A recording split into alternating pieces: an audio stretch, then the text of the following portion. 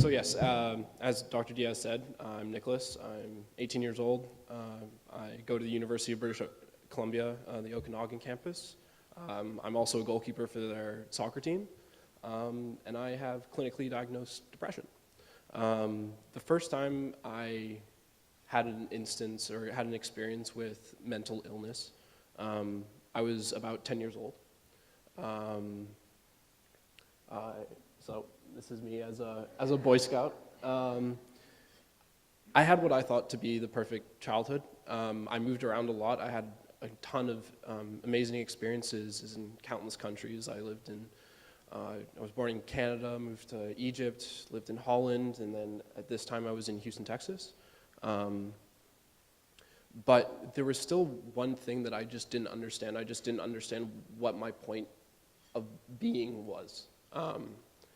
I didn't really have a feeling of happiness. I just felt, as I like to describe it, I felt gray.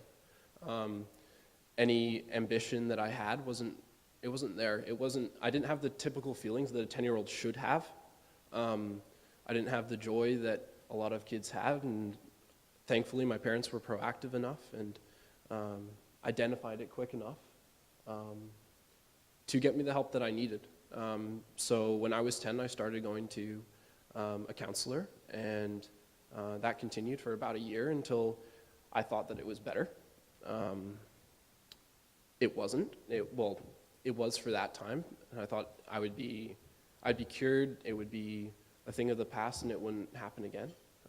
Unfortunately, that was incorrect. Fast forward a couple of years, and I'm playing for arguably the best team in the city, or if not the state. I'm on the path to succeed one of my goals of playing professional soccer. This was me and my team when I was roughly 13. Probably some of my best memories of playing soccer, the sport that I love, is with this team. And at that point, my parents told me that we were moving, and we were moving to Kelowna, which was a completely unknown place. I'd never heard of Kelowna. I didn't know what moving to a city with under 6 million people, significantly under 6 million people, was like. Visiting and seeing hills instead of flatness and no lakes and trees. I loved the environment when I visited, but when I moved here, I realized that it didn't quite fit with what I thought as home. For the first year, I didn't say home. I never said home. I said the house that I lived at. I said with my family. I was back to the feeling of gray. Just this time, it was getting significantly darker and darker as time went on. And I began to bottle up all of my emotions and all my feelings and everything that I hated about my life.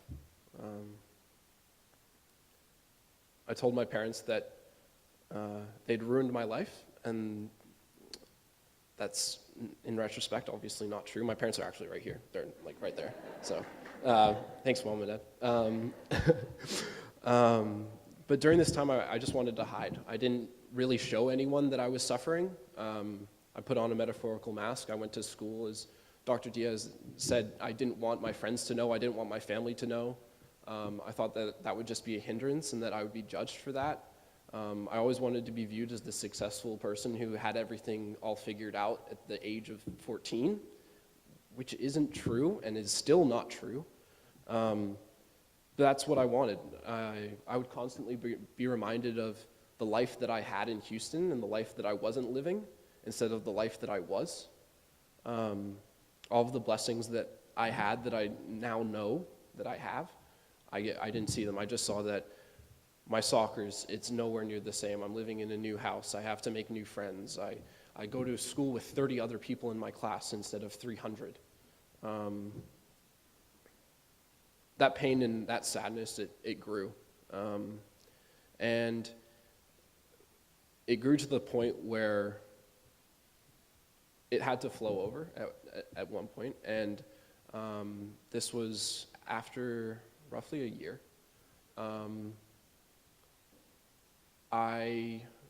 For the first time and for the only time, I self-harmed.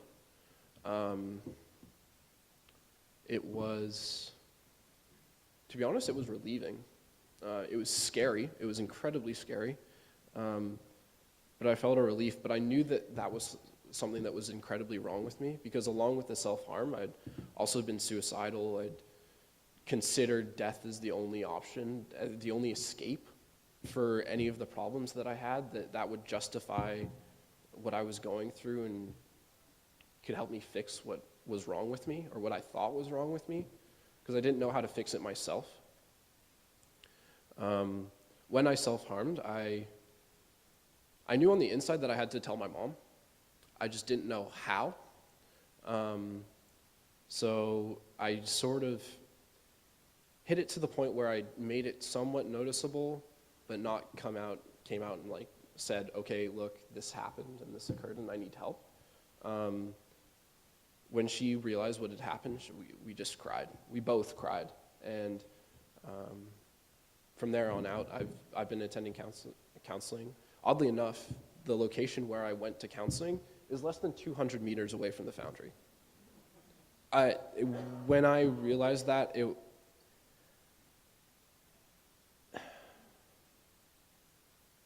it's strange to see that the place where I had my life saved is the place where potentially other people like me could have their life saved as well.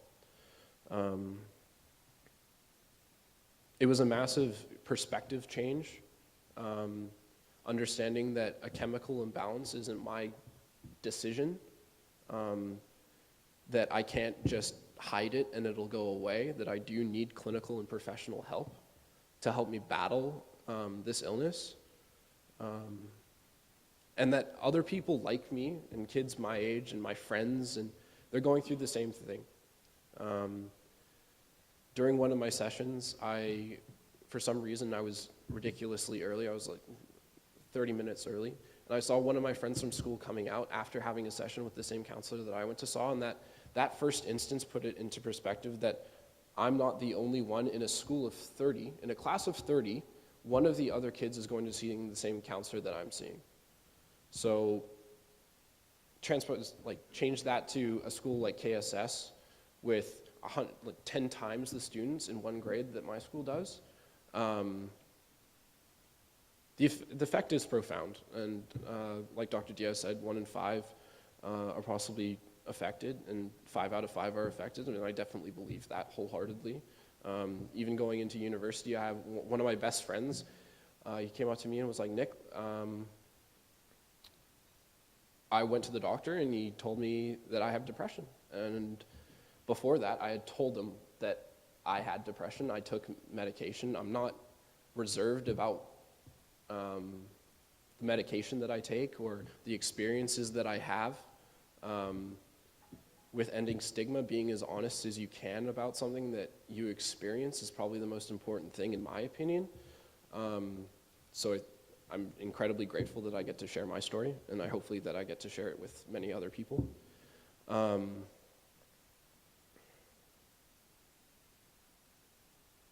Yeah, it's a difficult topic, definitely. But I couldn't be more thankful that the Foundry, that the Foundry is playing such a pivotal role and being such a priority, because it is definitely a priority. Having a location where you can get all the care that is necessary to help putting the battle against depression back in your favor, it's invaluable. It'll change people's lives. It would have changed mine if I had access to it. It's got incredible potential, and I hope you guys support as much as you can. Awesome. Well, thank you.